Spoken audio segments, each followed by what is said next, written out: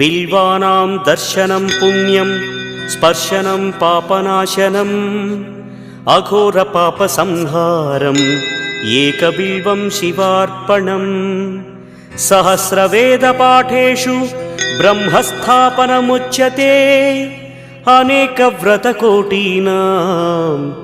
एकबिल्वं शिवार्पणम् अन्नदानसहस्रेषु सहस्रोपनयनं तथा अनेकजन्मपापानि एकबिल्वं शिवार्पणम् बिल्वाष्टकमिदं पुण्यं यः पठेत् शिवसन्निधौ शिवलोकमवाप्नोति